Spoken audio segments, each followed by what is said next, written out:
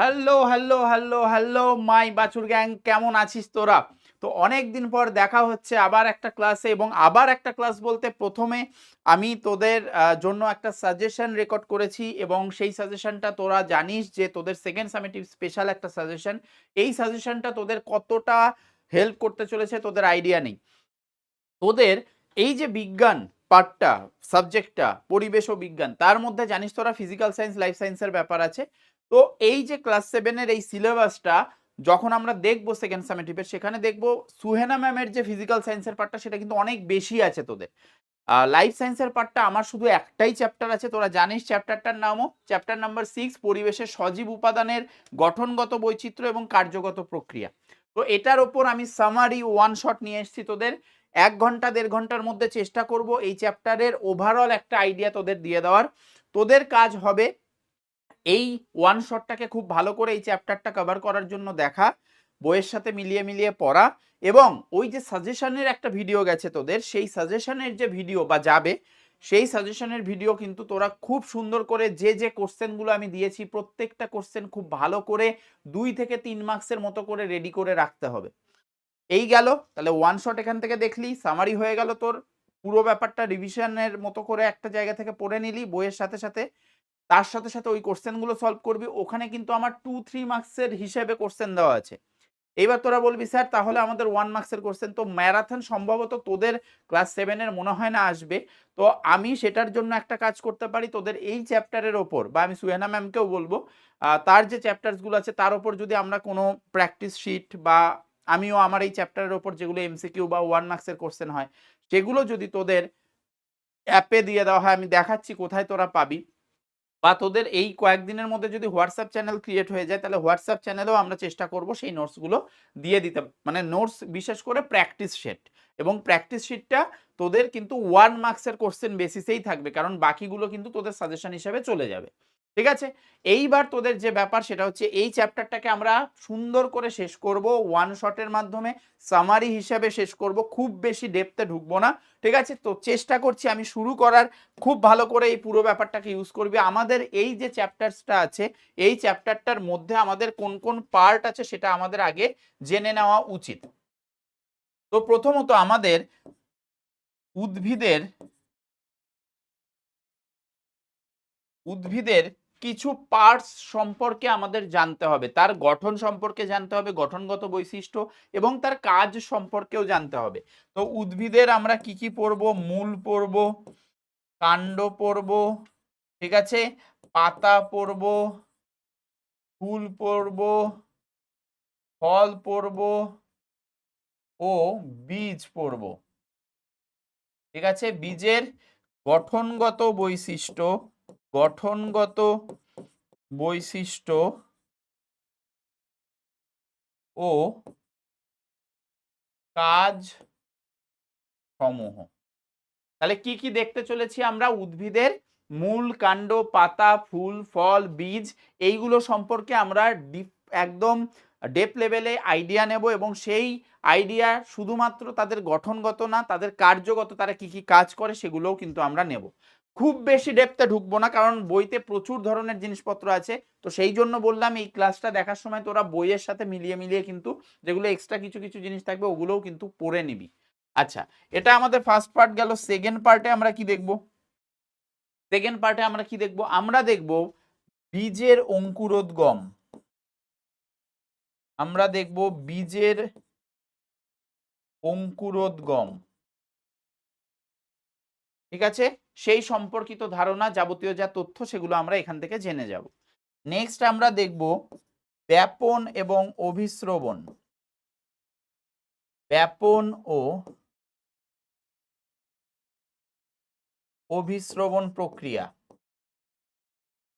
ঠিক আছে? এইটা সম্পর্কেও জানবো। অ্যান্ড লাস্ট 4 নম্বরে আমরা কি দেখব?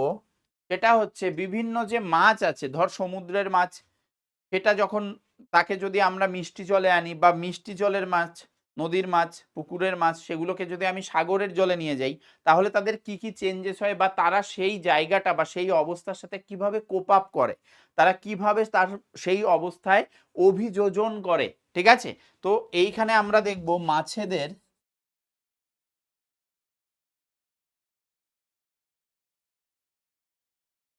অভিযোজন, যেটাকে আমরা বলি অ্যাডাপ্টেশন। এই কয়েকটা পার্ট আমরা আজকে দেখতে চলেছি। ঠিক আছে, এই কয়েকটা পার্ট আমরা সামারি, ওভারভিউ বা যা বলিস ওয়ান শট সেটার মাধ্যমে কিন্তু কমপ্লিট করতে চলেছি। তো প্রথমেই আমরা প্রত্যেকটা পার্ট সম্পর্কে দেখব, মূল, কাণ্ড, পাতা, ফুল, ফল, বীজ, এগুলো প্রত্যেকটা সম্পর্কে ডিটেল আইডিয়া নেব। তো সেইটাই শুরু করার আগে, আমি ক্লাসটা শুরু করার আগে তোরা এই ক্লাস নোটটা কোথায় পেয়ে যাবি, তোদের জন্য একটা ফ্রি ব্যাচ ক্রিয়েট করা হয়েছে, আমাদের পিডাব্লিউ অ্যাপে যাবি, গিয়ে পিডাব্লিউ বাংলা ক্লাস 7 WBBSC 2026 এই নামে ব্যাচটা সার্চ করবি, দেখবি ফ্রিতে এনরোল করা যাচ্ছে। তো ফ্রিতে এনরোল করে নিবি, সেখানে তোরা এই ক্লাসের নোটসও পাবি, বা তোদের যে সাজেশনটা যাচ্ছে সেই সাজেশনেরও কিন্তু নোটসটা তোরা সেখানেই পেয়ে যাবি, বা আমরা যদি পরবর্তীতে প্র্যাকটিস শিটও দিতে চাই এক্সামের আগে, সেখানেও কিন্তু আমরা বলে দেবো। ঠিক আছে, সেখানেই আমরা দিয়ে দেবো। আর তোরা অবশ্যই আমাকে কমেন্টে জানাবি যে তোদের কাদের কবে থেকে এক্সাম শুরু হচ্ছে সেকেন্ড সামেটিভ। অগাস্টের ফার্স্ট উইক থেকেই কি বেশিরভাগ, আমাদের জানা মতে সেটাই হওয়া উচিত। তাও তোরা অবশ্যই কিন্তু কমেন্ট সেকশনে জানিয়ে যাস, ঠিক আছে? তো এইখানে তোরা নোটস পেয়ে যাবি। তো আমরা শুরু করছি বাবু, আমরা শুরু করছি প্রথমেই মূল দিয়ে, উদ্ভিদের মূল। তো এইটার সম্পর্কে আমার কিন্তু একটা ছোট্ট 10-15 মিনিটের বোধহয় একটা ভিডিও গেছিল, 15 না 30 মিনিট এরকম কিছু হবে। তো সেইটা সম্পর্কে, সেই ভিডিওটা যদি তোরা খুব ভালো করে দেখতে থাকিস, সেখানে আমি অনেকটা ডিটেলসে বুঝিয়েছিলাম, তাই এখানে খুব বেশি ডিটেলসে যাব না, যতটা ওপর ওপর করা যায় আমরা কিন্তু দেখব। তাহলে আমরা এখানে কি দেখতে পাচ্ছি, এখানে আমরা মূলের সম্পর্কে দেখব।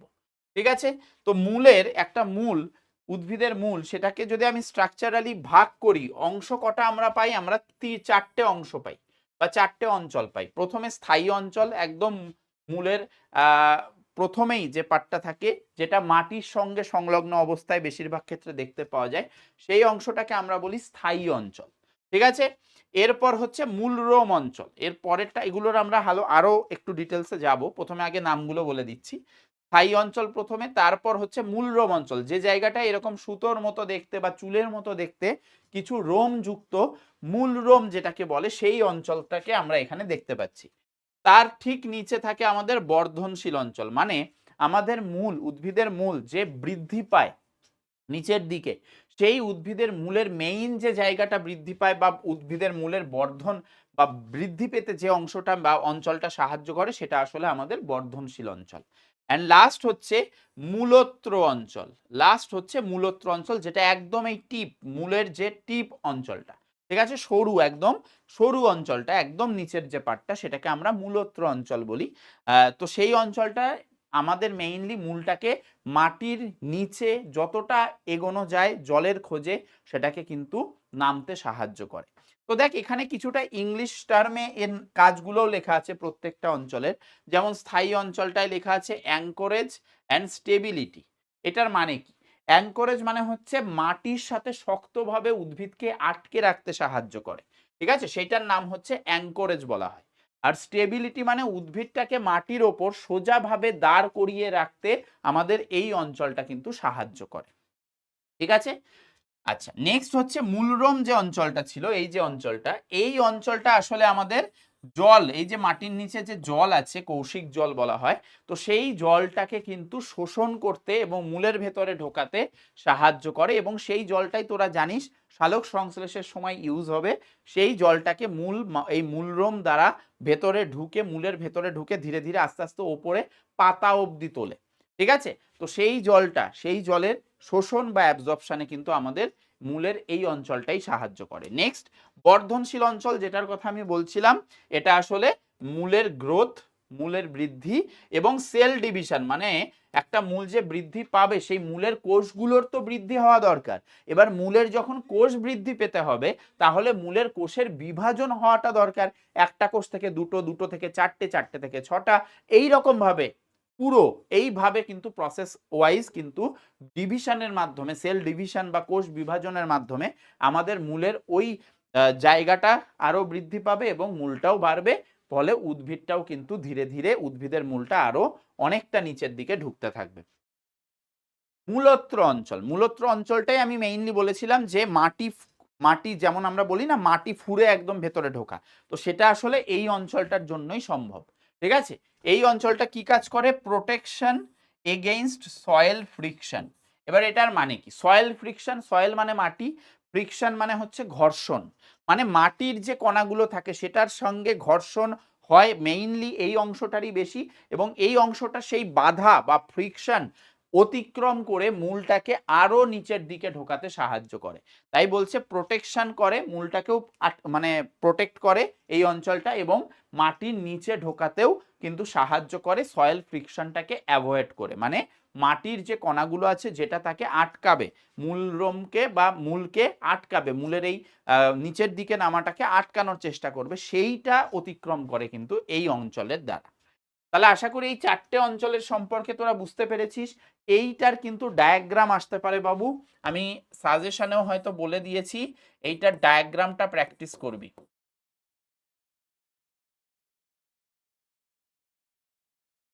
বুঝলি? এইটার ডায়াগ্রাম কিন্তু প্র্যাকটিস করবি তোরা, এই যে অঞ্চলগুলো আছে এবং কোন অঞ্চল কোন জায়গাটায় থাকছে সেই জায়গাটাগুলো কিন্তু আমাদের হাতে এঁকে প্র্যাকটিস করতে হবে। এই গেল। এরপর আমরা দেখতে পাচ্ছি এই যে মূল, এই মূল কত ধরনের হয়? মেইনলি মূল হয় দু ধরনের।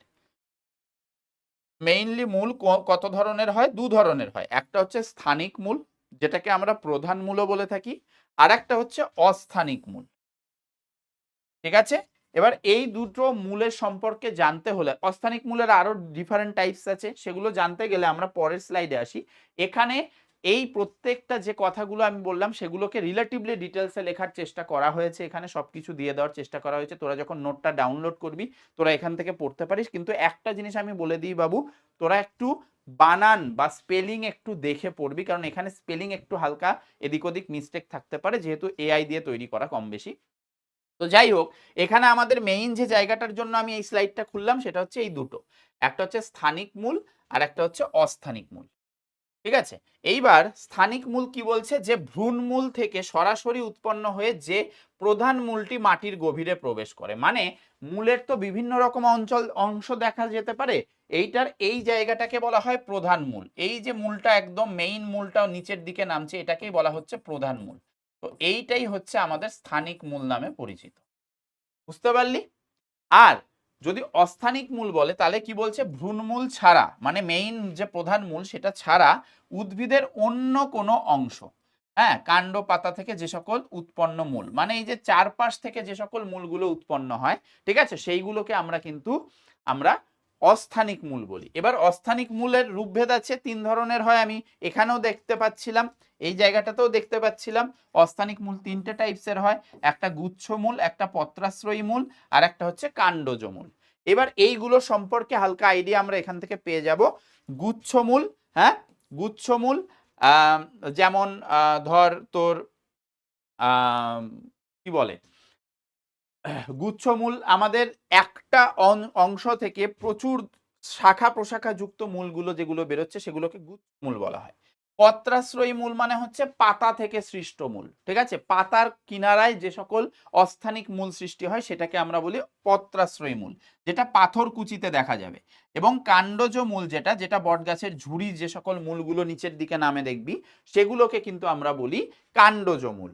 তাহলে এইখানে আমরা গুচ্ছমূলের ব্যাপারটা বুঝলাম, পত্রাশ্রয়ী মূলের এক্সাম্পল পাথরকুচি বললাম, এবং কাণ্ডজ মূলের কিন্তু বটগাছের যে ঝুড়ির মতো নামে সেই ব্যাপারটা বললাম। আচ্ছা, এইবার এইখানে যে জায়গাটা ইম্পর্টেন্ট সেটা হচ্ছে মূলের কাজ। মূলের কাজ অনেক রকম ভাবে আছে, ঠিক আছে, তো সেখানে বেসিক কাজ এখানে দুটো দেওয়া হয়েছে, উদ্ভিদকে মাটির সাথে দৃঢ়ভাবে আটকে রাখতে সাহায্য করে, আর মাটি থেকে কি কি জল এবং খনিজ লবণ যেটা আছে সেটাকে শোষণ করে আমাদের পরবর্তীতে সেই জল এবং খনিজ লবণটাই আমাদের সালোক সংশ্লেষে কিন্তু উদ্ভিদের সাহায্য করে। তাহলে এইখানে আমরা কি দেখতে পেলাম? মূলের সম্পর্কে কিছু আইডিয়া পেলাম, যেটার এখানেও অনেকটা ডিটেলসে স্থায়ী বর্ধনশীল মূলরোম এবং মূলত্র অঞ্চল লেখা আছে, এবং ওখানে কাজও লেখা আছে। তো এই জায়গাগুলো তোরা ভালো করে পরে দেখে নিবি। এইবার আমরা চলে আসি উদ্ভিদের মূল যখন কমপ্লিট হয়ে গেল, তাহলে উদ্ভিদের কাণ্ড নিয়ে চলে আসি। তাহলে কাণ্ড সম্পর্কে আমরা একটু আইডিয়া নিয়ে নিই, উদ্ভিদের কাণ্ড, ঠিক আছে। এবার উদ্ভিদের কাণ্ডের ওপর ডিপেন্ড করে আমাদের কিন্তু তিন ধরনের উদ্ভিদকে কিন্তু যাচাই বাছাই করা হয়েছে। তিন ধরনের উদ্ভিদ কি কি? একটা হচ্ছে বিরুৎ জাতীয় উদ্ভিদ যাদেরকে আমরা হার্বস বলে থাকি, ঠিক আছে, বিরুৎ জাতীয় উদ্ভিদ যাদেরকে আমরা হার্বস বলে থাকি। তারপর আছে গুল্ম জাতীয় উদ্ভিদ যাদেরকে আমরা শ্রাবস বলে থাকি, এবং বৃক্ষ জাতীয় উদ্ভিদ, এগুলো আমাদের বেশি চোখে পড়ে, যেগুলোকে আমরা ট্রি বলে থাকি। এবার এগুলোর মধ্যে কাণ্ডগত ব্যাপার কি আছে এবং বা তাদের স্পেসিফিক ভাবে এক একটার কাণ্ড কিরকম হয় সেই অনুযায়ী এই 3 ধরনের উদ্ভিদ হওয়ার রিজনটা কি। তাহলে দেখ, বিরুৎ জাতীয় উদ্ভিদের যে কাণ্ড হয় সেটা কি হয়, সফট হয়, নরম হয়, গ্রিন হয় এর স্টেমগুলো, মানে এর কাণ্ডগুলো সবুজ হয় এবং পাতলা নরম হয়, ঠিক আছে, বিরুৎ জাতীয় উদ্ভিদের। দেখতে পাচ্ছিস একটা হালকা ছবিও দিয়ে দেওয়ার চেষ্টা করা হয়েছে। নেক্সট হচ্ছে গুল্ম জাতীয় যে সকল উদ্ভিদ আছে, এর বৈশিষ্ট্যটা খুব ইন্টারেস্টিং, যেটা কোশ্চেনে দিতে পারে। এই যে উদ্ভিদটা দেখছিস এটা এক প্রকার গুল্ম জাতীয় উদ্ভিদ, যেখানে কি বলা হচ্ছে, উডি হয়, ঠিক আছে, কাঠ মানে কাষ্ঠল জাতীয় হয়। এটা যেমন সফট হয় এদের কাণ্ডটা, কিন্তু এটা কিছুটা কাঠের মতো, মানে এদের কাণ্ডটা বেশ কাঠের মতোই, যেগুলোকে জ্বালানি হিসেবেও আমরা পরে ইউজ করতে পারি। যাই হোক, এবার এই জায়গাটা খুব important, highly branched from the base, মানে এই যে উদ্ভিদটা এখানে গ্রো করেছে গুল্ম জাতীয় উদ্ভিদ, এদের কাণ্ডগুলো অসংখ্য কাণ্ডের বিভিন্ন রকম শাখা প্রশাখা ডিরেক্ট বেস থেকেই কিন্তু বেরিয়েছে। আমাদের জেনারেলি নর্মাল আমরা ধর কোনো একটা সিনারি যখন আঁকি, আমরা অনেকেই আঁকতে ভালোবাসি, তো সেই রকম সময় বেশিরভাগ কিন্তু এই ধরনের গাছই আঁকি, যেখানে একটা মেইন যে কাণ্ড সেটা উঠেছে, তারপর সেটা ওপরে উঠে শাখা প্রশাখায় ভাগ হয়েছে। কিন্তু গুল্ম জাতীয় উদ্ভিদে ব্যাপারটা আলাদা, এরা বেস থেকেই কিন্তু বিভিন্ন শাখা প্রশাখা এরকম ভাবে আলাদা হয়ে ব্রাঞ্চ হয়ে কিন্তু ওপরের দিকে উঠেছে। এটা হচ্ছে গুল্ম জাতীয়। নেক্সট হচ্ছে বৃক্ষ জাতীয়, এটা তো কাষ্ঠল হবেই, ঠিক আছে, এরা থিক হয়, সলিড হয়, একদম শক্তপোক্ত, স্বাভাবিক বৃক্ষ, এবং টল ট্রাঙ্ক হয়, অনেকটা উঁচু, অনেকটা লম্বা কাণ্ড বিশিষ্ট হয়, ঠিক আছে বাবু। আচ্ছা, এইবার ধর আমি একটা উদ্ভিদের, ধর এই ধরনের একটা বিরুৎ জাতীয় উদ্ভিদ নিলাম, তার কাণ্ডটাকে আমি একটু দেখতে চাইছি যে কাণ্ডের কি কি অংশ থাকে। আমরা তো এগুলো টাইপস হিসাবে দেখলাম, কাণ্ডের বিভিন্ন ধরনের অবস্থার জন্য আমরা বিভিন্ন ধরনের উদ্ভিদ পেয়েছি, তাই তো, বা উল্টোও বলতে পারিস যে বিভিন্ন উদ্ভিদে বিভিন্ন ধরনের কাণ্ড। এইবার যদি আমি চলে আসি এখানে কি নিয়ে, যে আমি বলতে চাই আমাদের কাণ্ডের মধ্যে কি কি অংশ থাকে, এটা খুব ইম্পর্টেন্ট। তো কাণ্ডের মধ্যে কি কি অংশ থাকে দেখ, এটা যদি একটা কাণ্ডের পার্ট হয়, ছোট্ট একটা পার্ট ধর এখানে দেখানো হয়েছে, তো সেখানে তোরা কয়েকটা টার্ম দেখতে পাচ্ছিস। একটা হচ্ছে কক্ষ, যেখান থেকে কোনো একটা পাতার যে বোটা সেটা শুরু হয়েছে বেরোনো, তারপর হচ্ছে সেই পাতাটা আমরা দেখতে পাচ্ছি। এইবার পাতা যে কক্ষের যে যে পয়েন্ট থেকে বেরিয়েছে সেই পয়েন্টগুলোকে আমরা বলবো হচ্ছে পর্ব। আর এই রকম দুটো পর্বের মাঝের যে দূরত্ব সেটাকে আমরা আসলে বলবো পর্ব মধ্য, এটাকে আমরা বলবো পর্ব মধ্য। তাহলে আমি কি বলছি, এটা আসলে পর্ব মধ্য হবে, এখানে ডিস্টেন্সটা দেখিয়েছে, ঠিক আছে, ইন্টারনোড হওয়া উচিত, ঠিক আছে, মানে একটা পর্ব থেকে, যেখান থেকে যে ছোট্ট মুকুল বা এই যে পাতার যে বোটাটা বেরিয়েছে, আবার এখানেও আর একটা জায়গা থেকে পাতার বোটা বেরিয়েছে, তো এইগুলো যে পয়েন্টটা থেকে এইগুলো বেরোচ্ছে এগুলোকে এক একটাকে পর্ব বলে। আর একটা পর্ব থেকে আরেকটা পর্বের মাঝের যে ডিস্টেন্সটা, এই ডিস্টেন্সটাকে আমরা বলবো পর্ব মধ্য। পাতা তো আমরা চিনি, পাতা সম্পর্কে আমরা ডিটেলসেও পড়বো। আর একটা জিনিস যেটা, সেটা হচ্ছে কক্ষ। কি কক্ষ? কক্ষটা হচ্ছে যে জায়গাটা বা যে পয়েন্টটা থেকে আমাদের একটা পাতার বোটা শুরু হচ্ছে। তো এই হচ্ছে আমাদের উদ্ভিদের কাণ্ডের কিছু অংশ। কি কি ভূমিকা নেয় সেটাই আমি যাওয়ার আগে এখানে এই স্লাইডেরও কিন্তু একটা ওভারঅল একটা সামারি আছে এখানে সুন্দর করে। এর মধ্যেও তোরা দেখতে পাচ্ছিস পর্ব, তাহলে কি বলছে, পর্ব থেকেই পাতা উৎপন্ন হয়, পর্বত থেকেই শুরু হচ্ছে। পাতা তো আমরা জানি উদ্ভিদের একটা অপরিহার্য অংশ, ডিটেলসে পড়বো। পর্ব মধ্য কি, দুটো পর্বের মাঝের দূরত্ব, দুটো পর্বের মধ্যবর্তী দূরত্ব, যা কাণ্ডের দৈর্ঘ্য বৃদ্ধিতেও সাহায্য করে। পর্ব মধ্যের দৈর্ঘ্য যত বেশি হবে, একটা পর্ব থেকে আরেকটা পর্বের দূরত্ব যত বেশি হবে, মানে পর্ব মধ্যের দূরত্ব বা দৈর্ঘ্য যত বেশি হবে, তত ওই উদ্ভিদটা গ্রো বেশি করবে, মানে লম্বায় বেশি হবে উদ্ভিদটা, ঠিক আছে, সেটার কথাই বলেছে। আর এখানে কক্ষের ব্যাপারটা আছে, কাণ্ড এবং পাতার মধ্যবর্তী যে কোণ, ঠিক আছে, এই যে পাতা বেরিয়েছে, এখানে ধর কাণ্ড আছে, তার মাঝের যে কোণটা, যেখান থেকে মুকুল তৈরি হতে পারে, যেখানে আমরা এখানে মুকুল দেখতেও পাচ্ছিলাম, এই যে মুকুল, তাই তো, এগুলো হচ্ছে মুকুল। তো সেই অংশটাকে, এই যে এখানে কোণের মতো একটা পার্ট দিয়েছে দেখ, এটাকে আমরা বলছি কক্ষ। আচ্ছা, এরা পরিবেশে কিভাবে কি অংশ ভূমিকা পালন করে? অক্সিজেন সরবরাহ, আমাদের কাণ্ড অক্সিজেন সরবরাহ করে, তাই তো। নেক্সট হচ্ছে খাদ্য উৎপাদন, বাস্তুতন্ত্রের ভারসাম্য রক্ষা করতেও সাহায্য করে। বিভিন্ন গাছের বিভিন্ন অংশের বিভিন্ন রকম ভূমিকা আমরা এখানে কিন্তু দেখতে পেলাম। আচ্ছা, এবার আমরা চলে আসি আমাদের উদ্ভিদের পাতা নিয়ে, যেটা আমরা কাণ্ড পড়ার সময় বললাম এটা একটা অপরিহার্য অংশ উদ্ভিদের। তো এই পাতা তো খুবই ইম্পর্টেন্ট, জানিস তোরা পাতার মেইন কাজ, কারণ খাবার যে তৈরি হয় ফটোসিনথেসিসে সেটা এই পাতাতেই কিন্তু তৈরি হয়। এবার বলছে পাতার কি কি অংশ আছে, তো দেখ এখানে বলছে পাতার হচ্ছে প্রথমেই পত্র যেখান থেকে শুরু হচ্ছে, এই যে বোটা, তাই তো, সেই বোটার একদম বেসটা সেটাকে আমরা বলি পত্রমূল।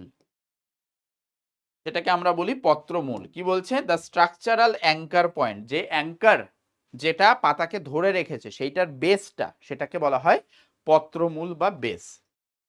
তারপর এই বোটাটা হচ্ছে এই যে এইটা হচ্ছে বোটা বা পত্রবিন্ত যেটাকে বলা হয় পেটিওল। বলছে the flexible stock connecting to the stem, তাহলে এটা এমন একটা অংশ যেটা কাণ্ডের সাথে পাতাকে ধরে রেখেছে।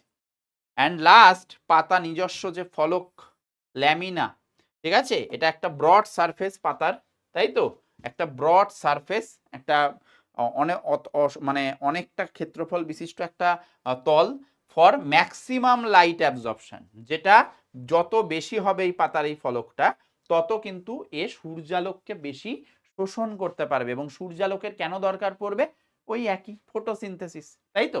তাহলে পাতার কাজ কি বাবু, মেইন কাজ এটাই, সালোক সংশ্লেষণ।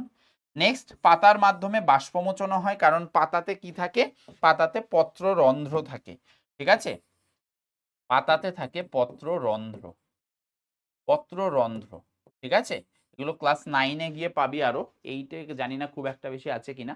পত্ররন্ধ্র হচ্ছে পাতার মধ্যে কিছু ছোট্ট ছোট্ট ছিদ্র অংশ থাকে, ঠিক আছে, তো সেই ছিদ্র দিয়ে অতিরিক্ত জল বা যেগুলো দরকার ছাড়া যে সকল জল সেগুলো কিন্তু বাষ্পমোচনের মাধ্যমে বাইরে বেরিয়ে যায়, ঠিক আছে।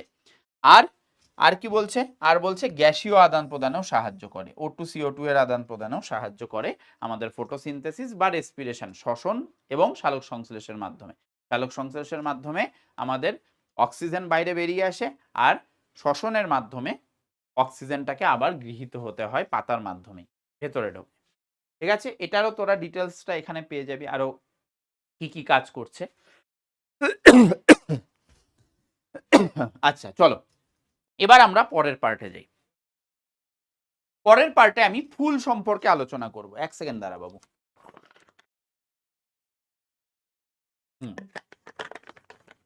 পরের পার্টে আমরা ফুল সম্পর্কে আলোচনা করব। ফুল,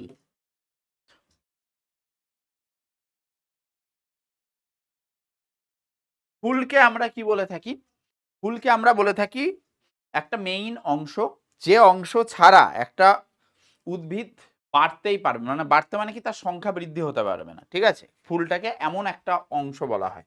এবার এই ফুলের বিভিন্ন রকম অংশ থাকে, ঠিক আছে, একটা ফুলের বিভিন্ন রকম অংশ থাকে, বিশেষ করে 4টে অংশ আমরা দেখতে পাই।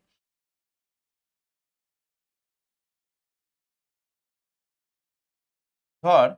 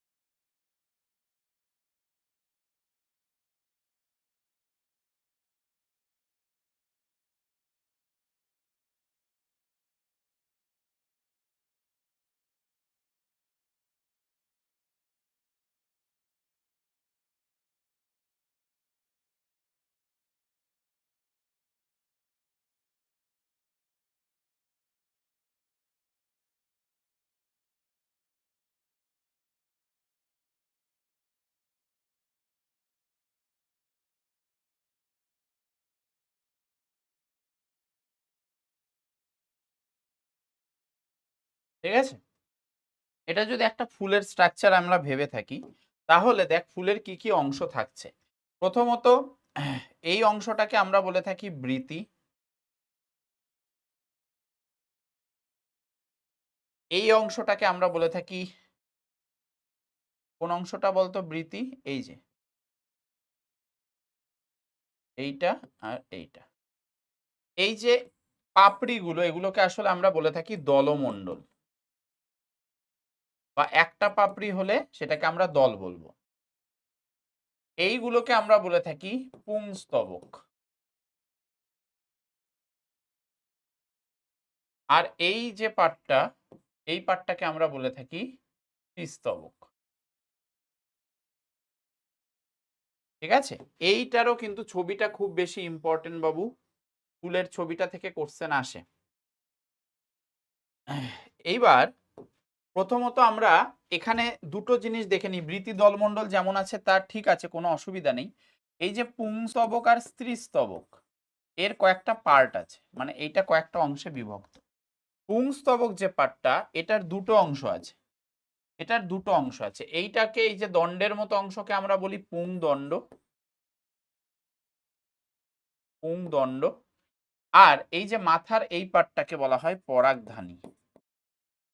এই পরাগধানীর মধ্যে পরাগ থাকে, যেটা পরাগায়ন ঘটে আমাদের পরবর্তী প্রসেসগুলোতে সাহায্য করে। কি প্রসেস হবে সেগুলো আমি বলছি। আর এইদিকে স্ত্রীস্তবক যেটা আছে, এই স্ত্রীস্তবকের আবার তিনটে পার্ট। পুংস্তবকের দুটো পার্ট, স্ত্রীস্তবকের তিনটে পার্ট। কি কি? এই যে মাঝের, আচ্ছা ওপর থেকেই আসি। এই যে মাথাটা, এটাকে বলা হয় গর্ভমুণ্ড, গর্ভমুণ্ড। তারপর এই যে দণ্ডাকার অংশ, এটাকে বলা হয় গর্ভদণ্ড। আর এই যে মাঝের এই মেইন অংশটা, এটাকে বলা হয় গর্ভাশয়। বোঝা গেছে? এখানে বৃতি সবুজ কালারের হয় জেনারেলি, আমি যদিও হলুদ কালার রেখেছি। এইটা সবুজ কালার হওয়ার জন্য এটা কিন্তু সালোক সংশ্লেষে সক্ষম একটা অংশ। দলমণ্ডল পাপড়ি কালারফুল হয়, যেটা পতঙ্গ বা অন্য যে সকল বাহক হয়, যারা পরাগায়নে সাহায্য করে, তাদেরকে কিন্তু আকৃষ্ট করে ফুলের দিকে। তো এই বৃতি আর দলমণ্ডল আসলে ডিরেক্টলি ইনভলভ হচ্ছে না আমাদের ফুলের যে পরাগায়ন ঘটার পরে যে মেইন প্রসেসটা, নিষেক প্রসেস, সেটাতে সাহায্য করতে। তাই জন্য এগুলোকে মানে সাহায্যকারী স্তবক বলা হয়। এই দলমণ্ডল আর বৃতিকে সাহায্যকারী স্তবক বলা হয়। ঠিক আছে? আর আর এই যে পুংস্তবক আর স্ত্রীস্তবক, এই দুটোই আসলে মেইন আমাদের নিষেক প্রক্রিয়া। বা নিষেক প্রক্রিয়াতে তোদের বেসিক যদি আমি হালকা বলে দিই যে এটা আসলে কি হয়, নতুন গাছ সৃষ্টির যে প্রসেস, তার আগে পরাগায়ন ঘটতে হয়, পলিনেশন যেটাকে বলে, সেইটা আমরা পড়বো। আচ্ছা ওই পার্টটা আমি বলিনি, যাই হোক ওই পার্টটাও পড়বো। তো এই হচ্ছে অংশ। ফুলটা কিন্তু সুন্দর করে বইতে যেরকম আছে প্র্যাকটিস করবি। তো এটার কথাই আমি বলছিলাম, এখানে ওই ব্যাপারগুলোই লেখা আছে। বৃতি, যেটাকে ক্যালিক্স বলা হয়, ঠিক আছে?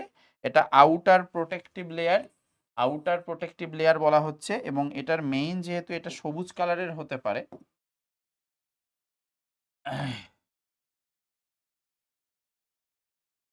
সবুজ হওয়ায় সালোক সংশ্লেষে সক্ষম।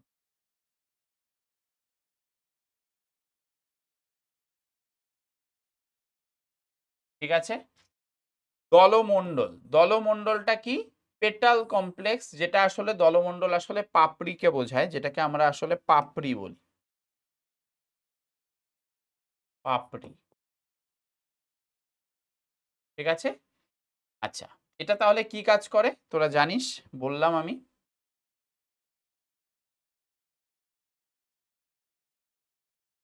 পতঙ্গদের আকৃষ্ট করে, পতঙ্গকে আকৃষ্ট।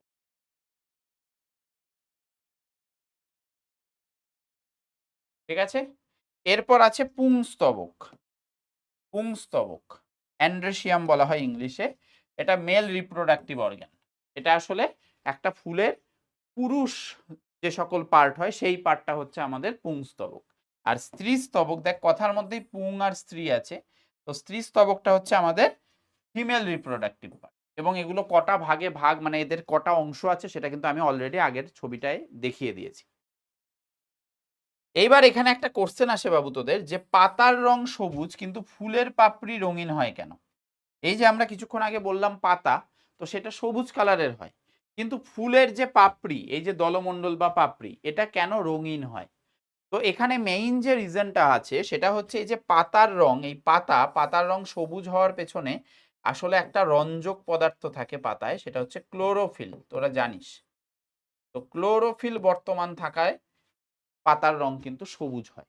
আর ফুলের পাপড়ি যেটা রঙিন হয়, এই পতঙ্গদের আকৃষ্ট করার তো ব্যাপার আছেই, কিন্তু এদের ফুলের পাপড়িতেও কিন্তু একটা, ফুলের পাপড়ি রঙিন হওয়ার জন্য তাদের মধ্যেও এক প্রকার প্লাস্টিড আছে। প্লাস্টিড তোরা কি জানিস? এটা ক্লোরোফিল, তো এটা ক্লোরোপ্লাস্টিড থাকে।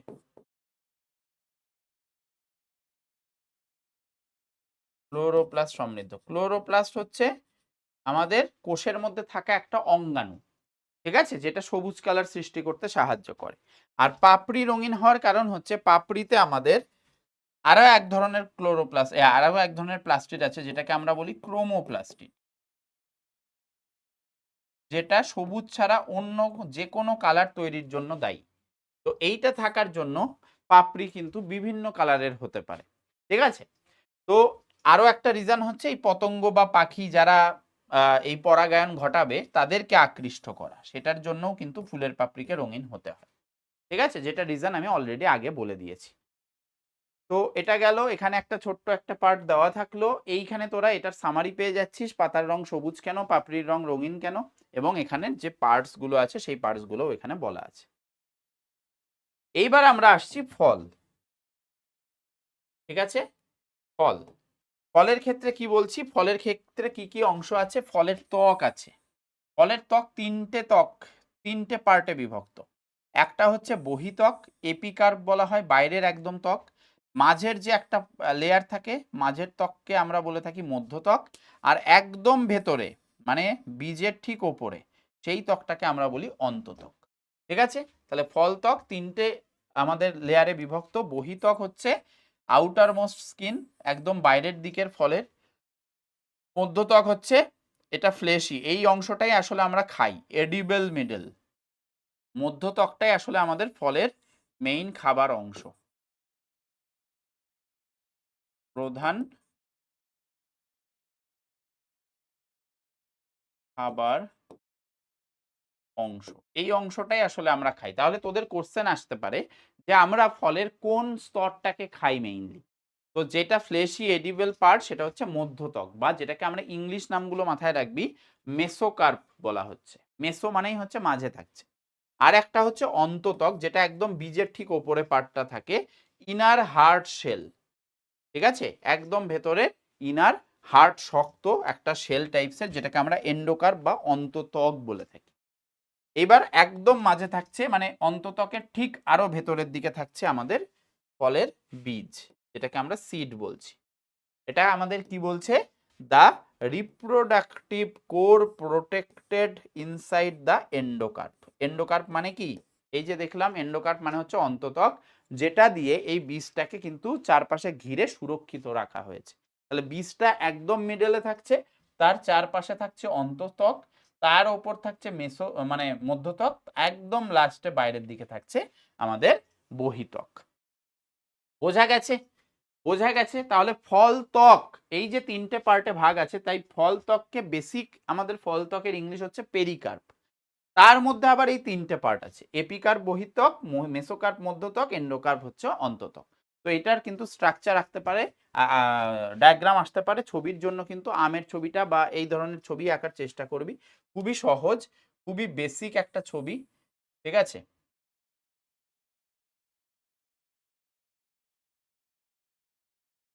এরকম একটা অংশ আঁকার চেষ্টা করবি, ঠিক আছে। এর তিনটে লেয়ার বিভিন্ন শেড দিয়ে দেখানোর চেষ্টা করবি। একদম ভেতরের আগে পার্টটা এঁকে নিবি, ধর এখানে বীজ এঁকে নিলি, এটা হচ্ছে বীজ, ঠিক আছে। এর ঠিক বাইরের দিকে একটা লেয়ার তুই ডট ডট ডট ডট করেও আঁকতে পারিস,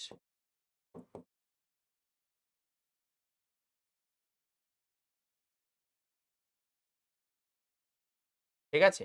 এইটাকে বলা হচ্ছে অন্তত্বক। তার উপরে যে লেয়ারটা,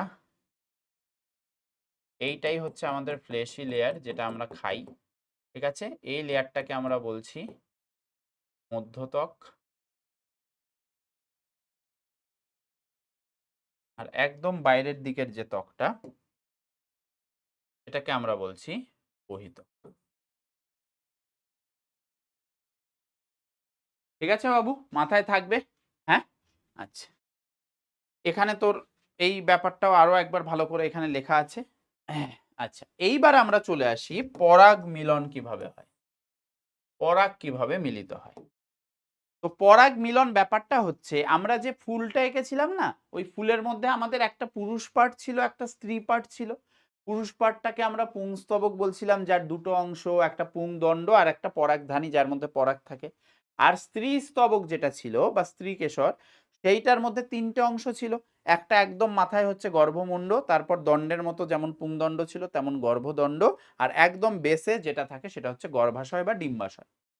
এইবার কি হচ্ছে, এই পুরুষ যে পার্টটা আছে পুংস্তবক, তার ওই পরাগধানীর ভেতর যে রেণু থাকে, সেই রেণুটা আমাদের ফুলের, যদি ওই ফুলেরও হতে পারে, বা ওই উদ্ভিদের অন্য কোনো ফুলে হতে পারে, বা অন্য আর একটা, একই ধর জবা ফুলের একটা গাছ এখানে আছে আর একটা গাছ আমার থেকে 100 মিটার দূরে আছে, তো সেই এই গাছ থেকে ওই গাছের, এই গাছ থেকে এই গাছের কোনো একটা ফুলের ওই কি বলে পরাগধানী থেকে পরাগ রেণু গিয়ে কি হলো, কোনো একটা ধর মৌমাছি এসে নিয়ে গেল, মৌমাছি এই গাছে বসলো, আবার গিয়ে ওই গাছে বসলো, তো মৌমাছির বডির সাথে ওই পরাগধানীগুলো লেগে গেল, মানে পরাগধানী থেকে পরাগ রেণুগুলো লেগে গেল।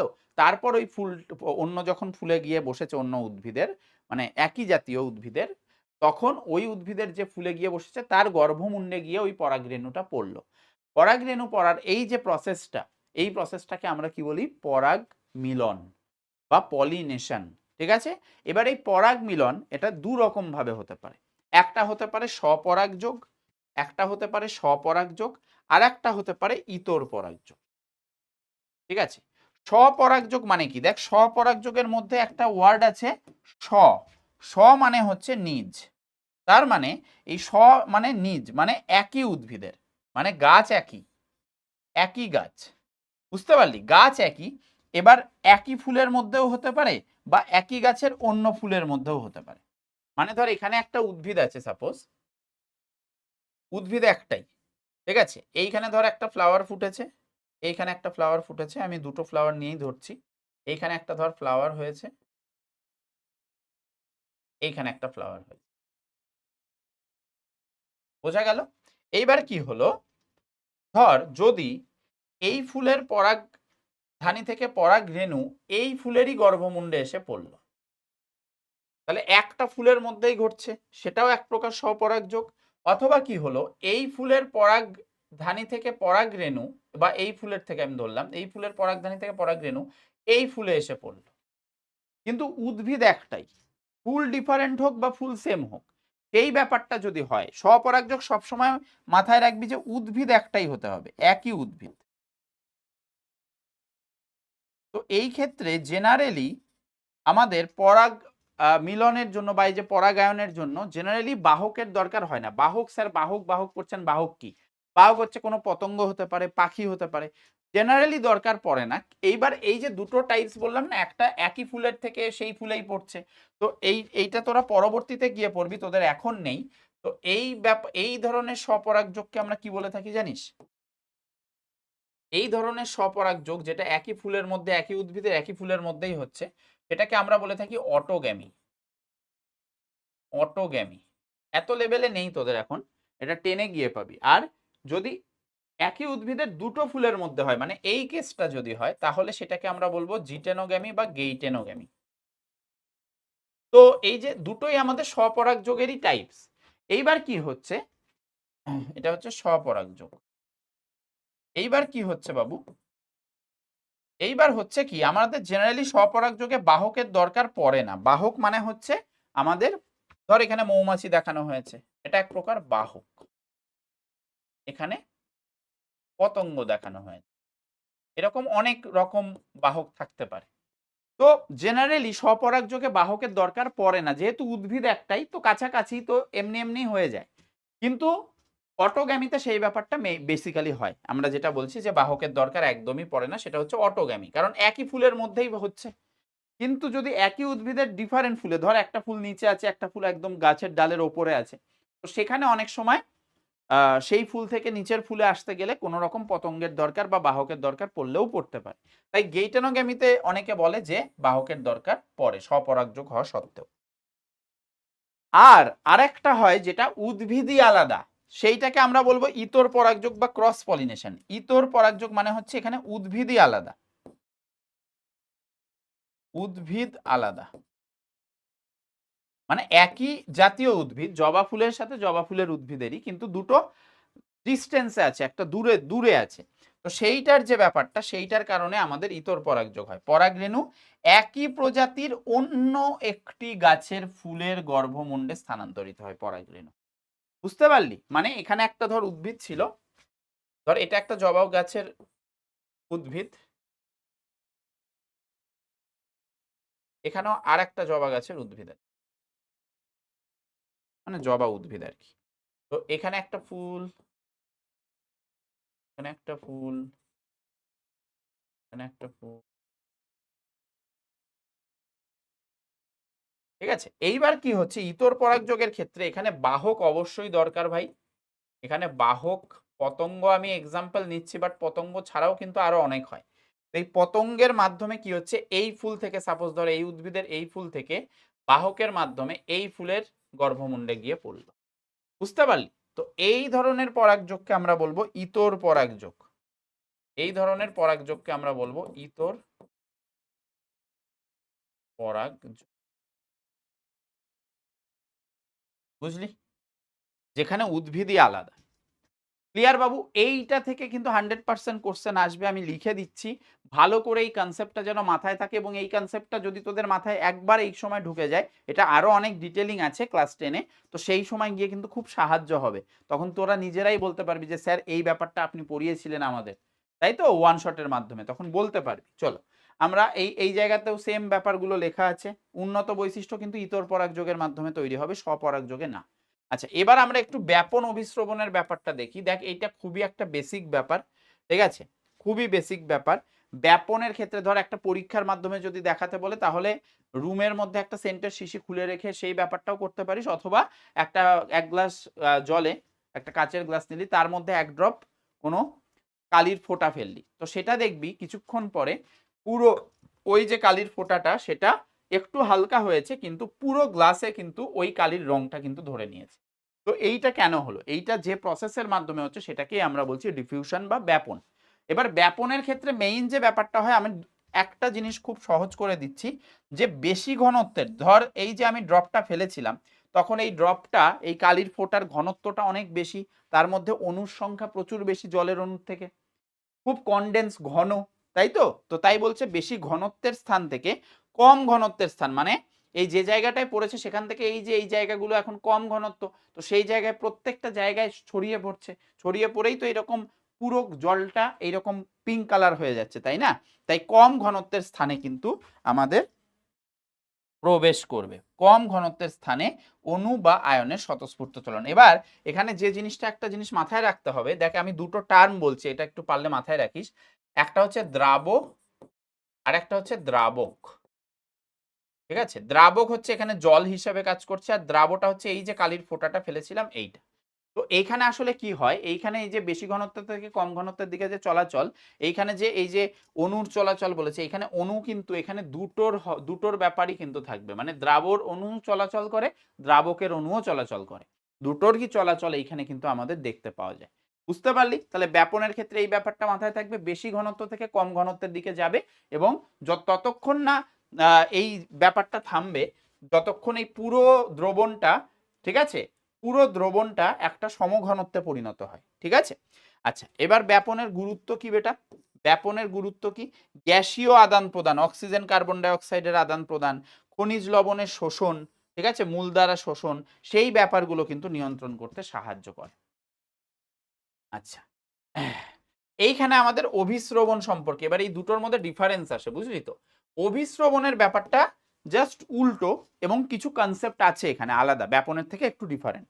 কি হচ্ছে, অভিস্রবণের ক্ষেত্রে কি হয়, একটা অর্ধবেদ্য পর্দা থাকে, যেমন এখানে লেখা আছে অর্ধবেদ্য ফিল্টার, মানে একটা, ধর আমি এই এখানে একটা রুম আছে, এখানে একটা রুম আছে, এখানে একটা রুম আছে, ঠিক আছে। এর এর মাঝে আমি একটা পর্দা দিয়ে দিয়েছি।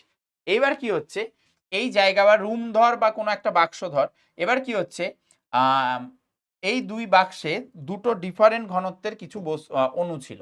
ধর এইখানে যে অণুগুলো ছিল সেটা খুব বেশি পরিমাণে ছিল, বেশি ঘনত্বের, এইখানে কম ঘনত্বের ছিল, ঠিক আছে। তাহলে এইখানে কি হবে, এইটা হচ্ছে অর্ধবেদ্য পর্দা থাকবে একটা, অর্ধবেদ্য পর্দা। এইবার এই অর্ধবেদ্য পর্দা অতিক্রম করে দ্রাবের অণু কিন্তু কি হবে, চলাচল করবে। এখানে মেইনলি যে চলাচল হবে সেটা হচ্ছে দ্রাবের অণুর চলাচল, দ্রাবের অণুর চলাচল, দ্রাবকের অণু কিন্তু চলাচল করবে না। এবার এই চলাচলটা কোথা থেকে কোথায় হবে, কম ঘনত্ব থেকে বেশি দিকে, কম ঘনত্ব থেকে বেশি ঘনত্বের দিকে, মনে থাকবে। হ্যাঁ, দ্রাবের অণুর চলাচল হবে কম ঘনত্ব থেকে বেশি ঘনত্বের দিকে। তাহলে দেখ, এখানে কম ঘনত্ব থেকে বেশির দিকে মানে কম ঘনত্ব এইটা, এখান থেকে এই দিকে মুভ করবে এবং দ্রাবের অণু করবে। দ্রাব আর দ্রাবকটা আমি তখন বলেছি, তো সেই ব্যাপারটা এই দেখ, এখানেও লেখা আছে কম ঘনত্বের দ্রবণ থেকে বেশি ঘনত্বের দ্রবণে, এই সরি দ্রাবক হবে, হ্যাঁ সরি সরি সরি, এটা দ্রাবক হবে, দ্রাবক হবে। দ্রাবক মানে জলের অণু, বুঝলি, দ্রাবকের অণু, হ্যাঁ ঠিকই বলেছে, দ্রাবকের অণু, জলের অণুর চলাচল হবে। এবং এখানে আমি বলেছিলাম যে অর্ধভেদ্য পর্দা থাকবে, অর্ধভেদ্য পর্দা ভেদ করেই কিন্তু যাওয়া আসা হবে, ঠিক আছে। এর গুরুত্ব কি, এর মাধ্যমে কি হয়, মূল দ্বারা জল শোষণ হয়, হ্যাঁ, এবং কোষের যে রসস্ফীতি, কোষের ভেতর যে প্রোটোপ্লাজম রস থাকে সেটার স্ফীতি বা তার শিথিল হওয়া সেটা কিন্তু নিয়ন্ত্রিত হয়। আচ্ছা, এখানে যে জায়গাটা ইম্পর্টেন্ট, বেসিক ব্যাপারটা বুঝে গেছি আমরা। বেসিক ব্যাপারটা বোঝার পর আমাদের তিন ধরনের অভিস্রবণ কোশ্চেনে আসে, একটা হচ্ছে অন্ত অভিস্রবণ, একটা বহি অভিস্রবণ, আর একটা কোষান্তর অভিস্রবণ। কোষান্তর অভিস্রবণ প্রক্রিয়াতেই আসলে এই কাজটা হয়, মূল দ্বারা জল শোষণ হয়, ঠিক আছে। এই যে water moves cell to cell, মূলের এক কোষ থেকে আর এক কোষে আমাদের জলের অণুর যে মুভমেন্ট সেটা আমাদের কোষান্তর অভিস্রবণ বোঝায়, ইন্টারসেলুলার মুভমেন্ট বা অভিস্রবণ মানে হচ্ছে অসমোসিস। এইবার কি হচ্ছে, অন্ত আর বহি অভিস্রবণের ব্যাপারটা আমাদের কনসেপচুয়ালি খুব ভালো করে বুঝতে হবে। কি হচ্ছে, ওয়াটার এন্টার্স দ্য সেল, এর ফলে সেল সোয়েল করে যাচ্ছে, মানে কি হচ্ছে, মানে ধর এখানে আমরা সেই কিসমিসের উদাহরণ দিয়ে বুঝি। কি করা হয়, কিসমিস ধর আমি কি করলাম, একটা জারে জল নিলাম, একটা জারে জল নিয়েছি, জলের যে ঘনত্ব, ঠিক আছে, আমি এটা করে দেখাচ্ছি। ধর এখানে আমি দুটো কন্ডিশন নিয়েছি, দুটো কন্ডিশন নিয়েছি, ঠিক আছে। এখানে জল নিয়েছি,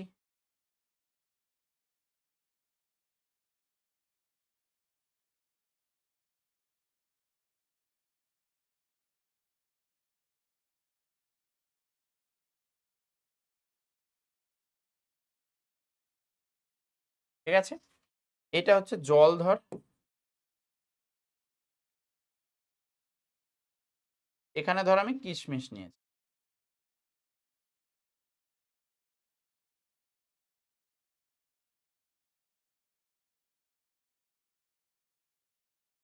এইবার কি হচ্ছে, কিশমিশের মধ্যে ঘনত্বটা বেশি, এখানে বেশি ঘনত্ব,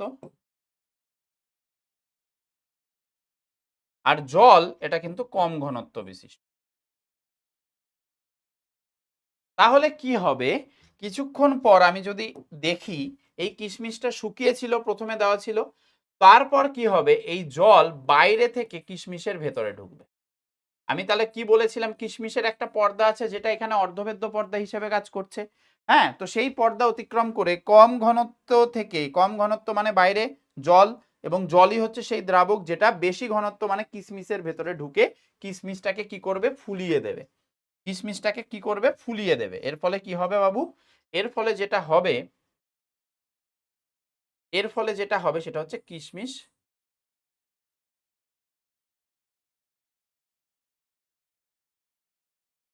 ফুলে যাবে বা রসস্ফীত হবে, রসস্ফীতি, বুঝলি। তো এই যে ব্যাপারটা, এটাকে আমরা বলি অন্ত অভিস্রবণ, যেখানে ওয়াটার এন্টার্স দ্য সেল, মানে ওয়াটার জল বাইরে থেকে কিশমিশের ভেতরে ঢুকছিল। তো এইটাকে আমরা বলি অন্ত অভিস্রবণ। কি বলছি এটাকে? অন্ত অভিস্রবণ। এটাকে আমরা বলছি অন্ত অভিস্রবণ। এবং এর কারণে কি দেওয়া আছে? সেল কেমন হয়েছে? সোয়েল করে গেছে। তো দেখ এখানেও তাই বলেছি, কিশমিশ ফুলে যাবে, তো সেল সোয়েল করে যাচ্ছে এখানে। ঠিক আছে, আর একটা কেস হয়েছে এইখানে আমরা কি করেছি, এইবার ধর রসস্ফীতিজনিত কোনো একটা, ধর আঙুর নিয়েছি আমি, ঠিক আছে, এখানে আমি নিয়েছি আঙুর। এইবার আঙুরের মধ্যে, না আঙুর আঙুরের থেকে অন্য আর কিছু নিলে ভালো হতো।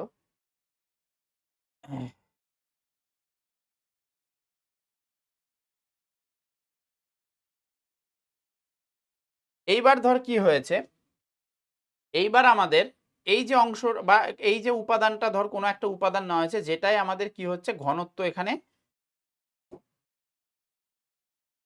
ঘনত্ব কম, এর ভেতর ঘনত্ব কম কিন্তু বাইরে ঘনত্ব বেশি। ঠিক আছে, বাইরে এখানে ঘনত্ব বেশি, জলের এখানে ঘনত্ব বেশি।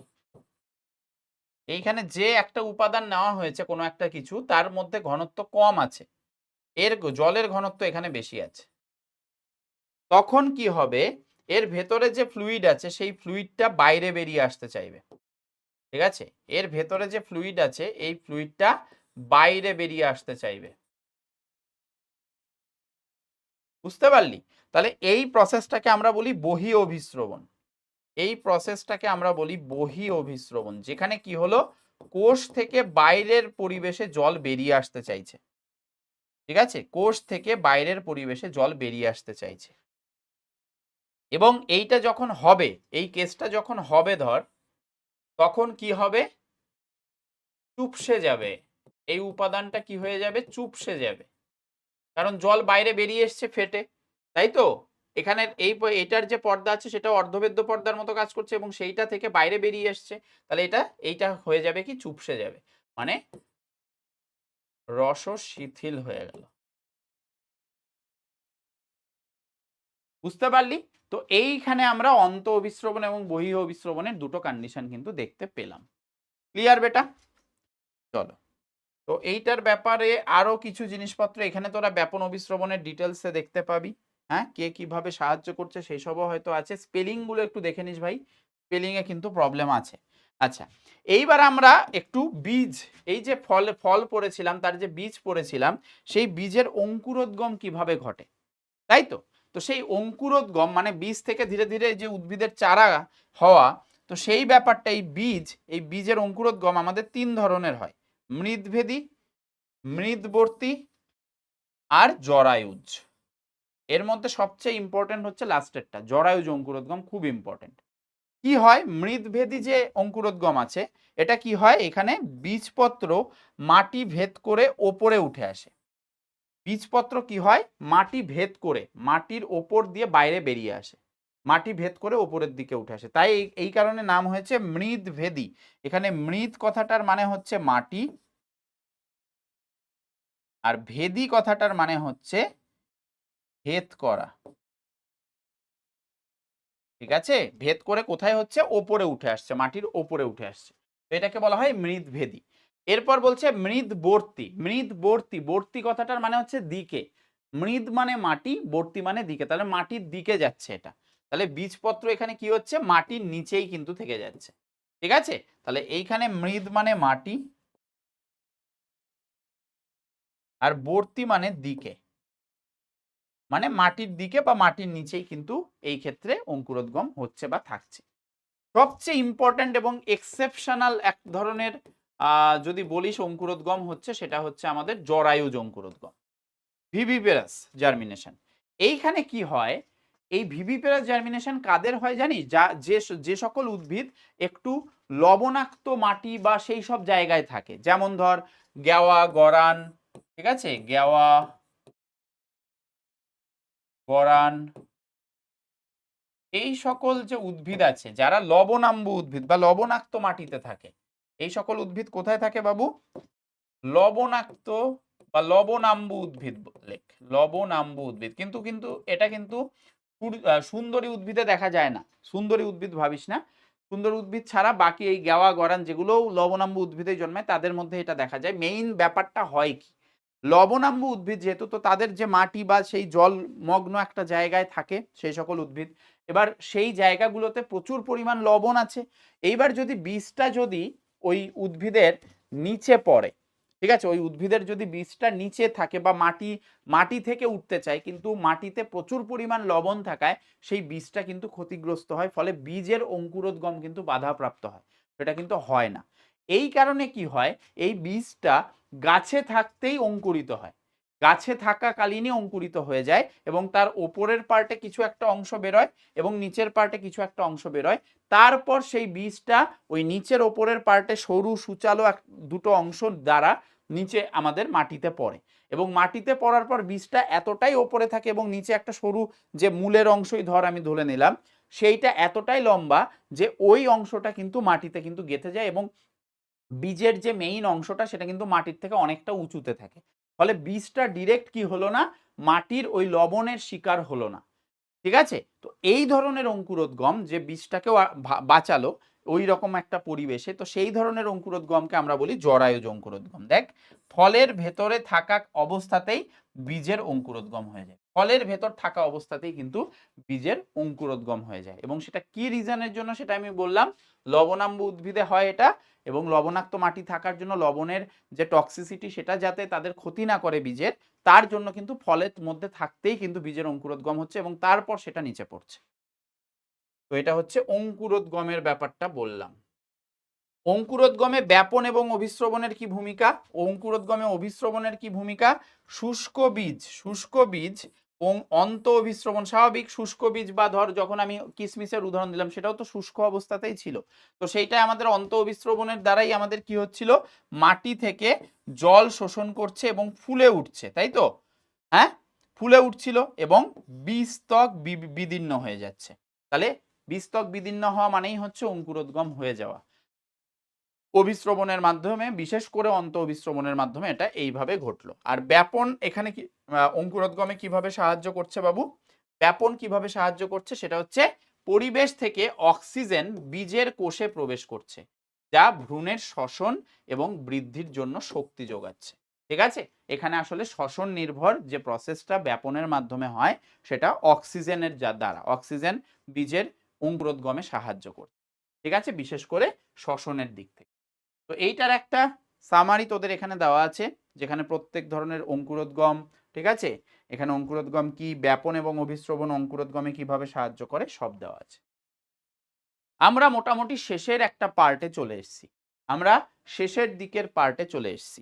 এইবার এইখানে আমরা কি দেখতে পাচ্ছি, এইখানে আমরা দেখব হচ্ছে একটা মাছ, যে মাছ ধর আমি দু ধরনের মাছের কথা বলছি, এক ধরনের মাছ সমুদ্রে থাকে, তো তাকে ধর কোনো কারণে আমাদের কিসের দিকে আসতে হচ্ছে,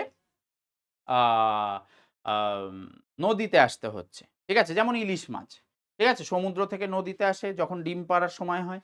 আবার কোনো একটা মাছকে ধর পুকুর বা নদীতে থাকে, তো সেটাকে আমি হঠাৎ করে সমুদ্রে ছেড়ে দিলাম, তো সেইখানে তারা কিভাবে নিজেদেরকে অ্যাডাপ্ট করবে সেই পরিবেশের সাথে, ঠিক আছে, তো সেই ব্যাপারটা আমরা এখানে দেখব যে মিষ্টি জলের মাছকে সমুদ্রের জলে রাখলে এবং নোনা জলের মাছকে পুকুরের জলে রাখলে কি পরিবর্তন ঘটে এবং সেই পরিবর্তনকে তারা নিজেরা কিভাবে ম্যানেজ করে। তো সেইটা দেখ, আমাদের যদি মিষ্টি জলের মাছের কথা বলি, মিষ্টি জলের মাছকে যদি সমুদ্রে রাখা হয়, ঠিক আছে, তাহলে সেখানে কি হবে, বহি অভিস্রবণ হবে, বহি অভিস্রবণ হবে। কেন কেন কারণ বাইরে যে সমুদ্রে সেখানে আমাদের কি, জলের থেকে লবণের পরিমাণ বেশি, ঠিক আছে, তো সেই কারণে কি হবে, মাছের বডি থেকে জল বাইরে বেরিয়ে আসতে চাইবে, ঠিক আছে, তো বহি অভিস্রবণ প্রক্রিয়ায় জল কিন্তু বেরিয়ে যায়, দেহ থেকে জল বাইরে বেরিয়ে আসে। কৌশল কিভাবে হয়, প্রচুর জলপান করে এই সময় মাছ এবং অত্যন্ত ঘনীভূত মূত্র ত্যাগ করে জল কিন্তু ধরে রাখে, কারণ জল বডি থেকে বেরিয়ে যাবে, আবার খুব বেশি বেরিয়ে গেলে তো শুষ্ক অবস্থায় মাছ মারা যাবে, তো সেই জন্য কি হচ্ছে, জল যেহেতু বেরোতেই হবে, বহি অভিস্রবণ মানেই হচ্ছে মাছের বডি থেকে দেখ জল, এই দেখ বাইরের দিকে তীর চিহ্ন দেওয়া, জল বাইরে বেরিয়ে আসবে, কারণ বাইরে সমুদ্রের জলে জলের তুলনায় নুনের পরিমাণ বেশি, তো দ্রাবকের পরিমাণ কম, তাই তো, তো সেই জন্য এখানে ব্যাপারটা কি হচ্ছে, আমাদের এই বাইরে কিন্তু আমাদের মাছের বডি থেকে জল বেরিয়ে আসছে। আর একটা কেস যেটা হয় সেটা হচ্ছে নোনা জলের মাছকে যদি তুই পুকুরে ছেড়ে দিস, তাহলে এখানে অন্ত অভিস্রবণ হবে, বাইরে থেকে জল ভেতরে ঢুকবে। ঠিক আছে, বাইরে কম ঘনত্বযুক্ত একটা কন্ডিশন, অন্ত অভিস্রবণে কি হয়, দেহে অতিরিক্ত জল প্রবেশ করবে। এই সময় কি করা হয়, মাছ কি করে, জল পান করা প্রায় বন্ধই করে দেয়, জাস্ট উল্টো হবে। ঠিক আছে, এখানে জল বেশি পান করবে, এখানে জল পান করা বন্ধ করবে, কারণ অলরেডি অনেক এক্সট্রা জল আসতে চলেছে এবং প্রচুর পরিমাণে এখানে লঘু মূত্র ত্যাগ করা হয়। ঠিক আছে, যাতে বেশি বেশি পরিমাণ জল বেরিয়ে যায়, কারণ অলরেডি অনেক বডিতে জল আসতে চলেছে। তো অতিরিক্ত জল বডি এই ঢোকার ফলে সেটাকে বের করে দেয় বেশি পরিমাণে লঘু মূত্র ত্যাগ করে, মানে পাতলা মূত্র ত্যাগ করে কিন্তু বের করে দেয়, কারণ প্রচুর পরিমাণ জল বাইরে থেকে বডির ভেতরে ঢুকছে, জল বাইরে থেকে ভেতরে ঢুকছে। ঠিক আছে, এখানেও আর এখানে কি হচ্ছে, জল বাইরে থেকে বডি থেকে বাইরে বেরিয়ে যাচ্ছে জল। বোঝা গেছে বাবু? তাহলে এই অবস্থা থেকেও কিন্তু কোশ্চেন আসতে পারে, এই রকম ভাবে ডিরেক্ট এই ভাষায় কোশ্চেনটা জিজ্ঞেস করতে পারে তোদের। আচ্ছা, তো এটার একটা সিম্পল ফরম্যাটে সুন্দর করে দেওয়া আছে কিভাবে কি হয়। তাহলে দেখ আমরা কি কি জিনিস পড়বো বলেছিলাম, আমাদের কমপ্লিট হলো কিনা দেখ বাবু। উদ্ভিদের মূল, কাণ্ড, পাতা, ফুল, ফল, বীজ প্রত্যেকটা সম্পর্কে কিন্তু আমরা কি পড়ে উঠতে পেরেছি, তার গঠনগত বৈশিষ্ট্য দেখতে পেরেছি, মূলের, কাণ্ডের, পাতার, ফুলের, ফলের, বীজের এবং তাদের কাজগুলোও কিন্তু আমরা দেখে নিতে পেরেছি। এরপর আমরা বীজের অঙ্কুরোদ্গম পড়লাম, বীজের অঙ্কুরোদ্গম কিভাবে হয় পড়লাম, ব্যাপন অভিস্রবণ কি, তাই তো, ব্যাপন অভিস্রবণ কি, হ্যাঁ, এবং অঙ্কুরোদ্গমেও ব্যাপন অভিস্রবণের কি ভূমিকা সেটা দেখলাম।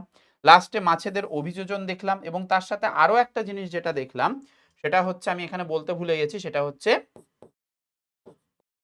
পরাগায়ন, যেখানে আমরা স্বপরাগযোগ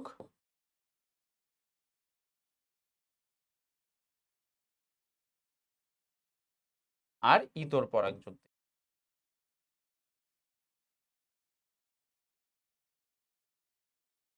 ঠিক আছে বাবু, তাহলে প্রত্যেকটা পার্ট আমাদের পড়া কমপ্লিট। হ্যাঁ, প্রত্যেকটা জিনিস আমরা পড়ে ফেলেছি কিনা, ক্লিয়ার হয়েছে?